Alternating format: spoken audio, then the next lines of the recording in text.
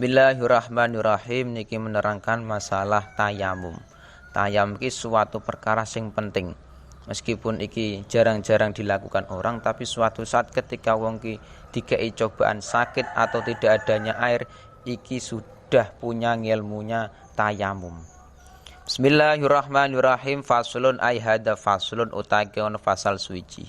Takbire fasal syurutut tayamumi utawi pira-pira syarate tayamum. Iku asyaratun iku 10. Jadi dalam tayamum ki ada yang namanya syarat. Syarat ki apa? Perkara wajib yang harus terpenuhi dalam tayamum. Nah, dalam kitab Safinah niki ada 10. Pertama ayyakuna.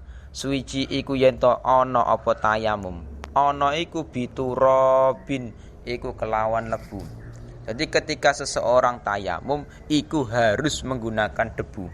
Kok menggunakan selain debu? Tidak boleh. Misalkan gunake semen atau menggunakan semen atau menggunakan gamping atau menggunakan perkara-perkara lain, misalkan tepung dan lain-lain, itu tidak sah, harus menggunakan debu. Yang kedua wa ayyakuna lan yen to ana apa turabu apa lebu, ana iku tahiron iku suci. Jadi debu yang digunakan untuk tayamum itu harus debu yang suci, mensucikan. Tidak boleh debu yang najis.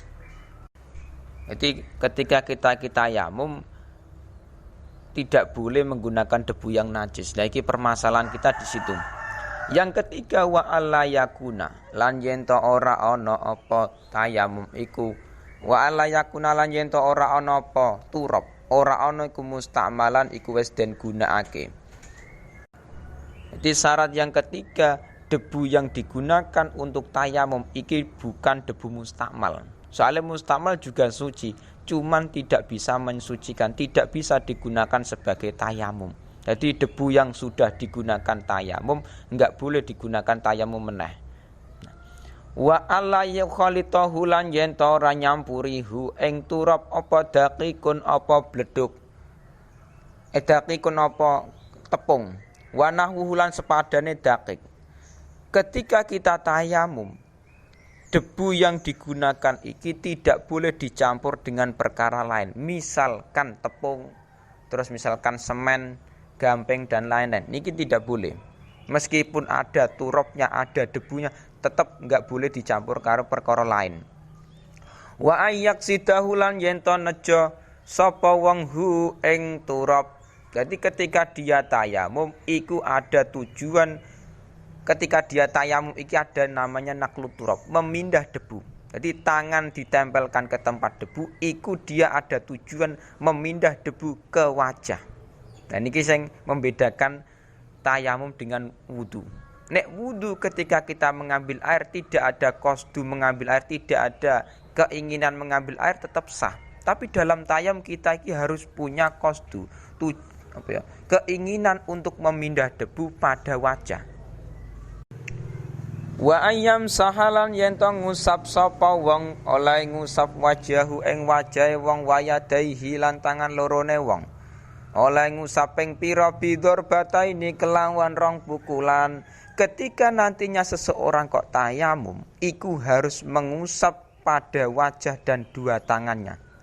Nah, 2 kali. Jadi dalam tayamum ki sing membedakan dengan wudu, nek tayamum niki anggota yang diusap hanya wajah dan 2 tangan. Tetapi dalam wudu niki anggota yang wajib diusap niki ada wajah, 2 tangan, mengusap sebagian kepala dan lain-lain. Nah, itu yang membedakan wudu dengan tayamum. Nek tayamum hanya 2 anggota tok niki. Jadi misalkan kok ketika seseorang iki kok jinabat, punya hadas besar ataupun dia punya hadas kecil, niki ketika memang tidak ada air, nah, iki dia caranya bersuci ikut digantikan dengan tayamum. Misalkan seseorang jinabat, misalkan punya hadas besar, pengen mandi besar tapi enggak ono air, dan niki bisa diganti dengan tayamum. Oh enggak kok kita tayamum iki terus awake terus dicampuri debu kabeh, enggak. Tetapi hanya cukup wajah dan 2 tangane. Adapun selainnya enggak, niku hanya wajah dan 2 tangane tok. Meskipun iku tayamum untuk menggantikan mandi besar.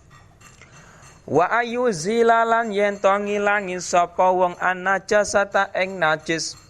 Ketika kita tayamum iki ada perkara yang harus dilakukan. Iki apa? Menghilangkan najis awalan ing dalam kawitan.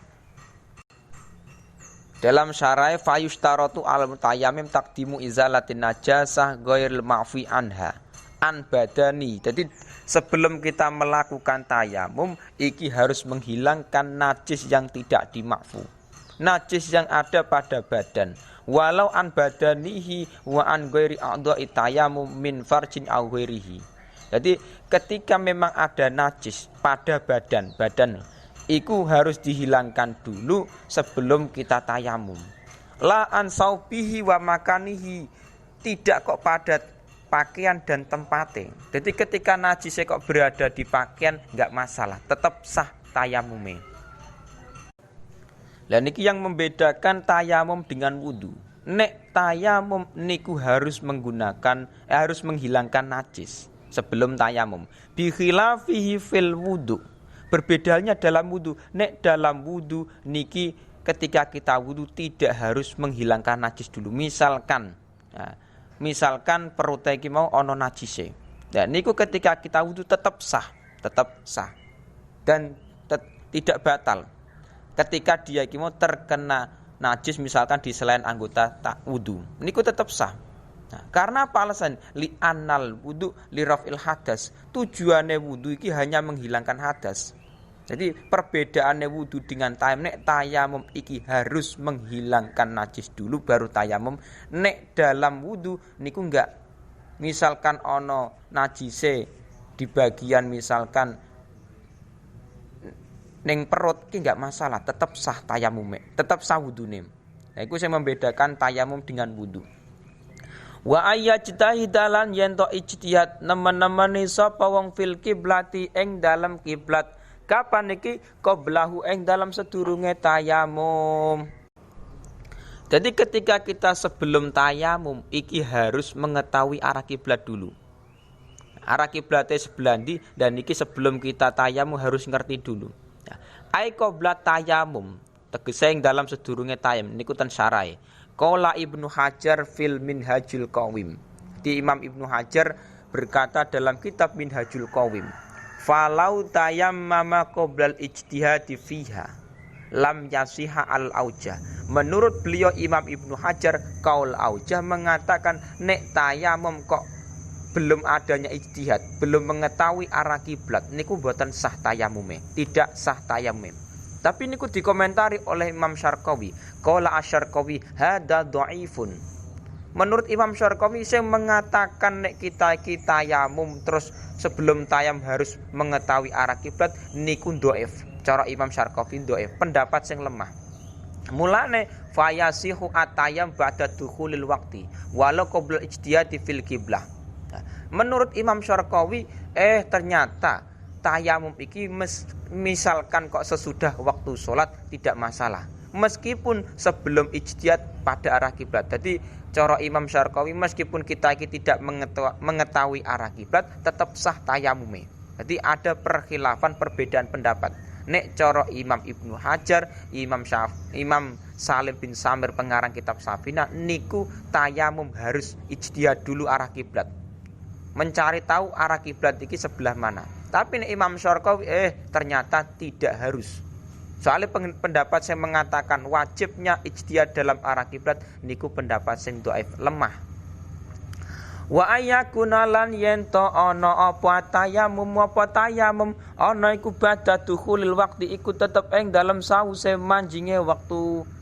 Termasuk syarat meneh ketika wong kita tayamum niki harus masuk waktu sholat. Nah, niku nek memang tayamume iki krana ngelakoni waktu sholat. Jadi karena tayamnya iki untuk melakukan sholat, ya memang dia tayam harus masuk waktu sholat. Cara Imam Salim bin Samir. Nah, ketika dia tayam kok belum masuk waktu sholat, misalkan jam 11 siang tayamum. Tayamume krana kanggo ngelakoni sholat dhuwur, niki tidak sah. Wa yatayammamalan yen to tayamum sapa wong tayamum likuli fardin maring saben-saben fardu. Terakhir dalam syarat tayamum niku nek wong tayamum satu hanya untuk fardu siji. Jadi tayamum satu untuk fardu siji. Misalkan tayamumnya satu kali, ya kudune untuk melakukan hanya untuk melakukan fardu satu tok. Misalkan sholat zuhur tok. Tetapi untuk sholat sunnah terserah. Misalkan tayamumnya satu untuk melakukan sholat fardu zuhur. Terus setelah itu melakukan sholat sunnah mutlak, terus sholat sunnah lain-lain. Niku nyampe beribu-ribu rakaat sholat sunnah tidak masalah. Sing masalah niku nek lebih dari satu sholat fardu niku sing masalah. Jadi ketika dia melakukan sholat fardu zuhur ya tayamumnya satu tok niku. Misalkan untuk melakukan sunnah banyak monggo. Nah, misalkan kok pengen sholat asar ya tayamum meneh. Nah niki penting.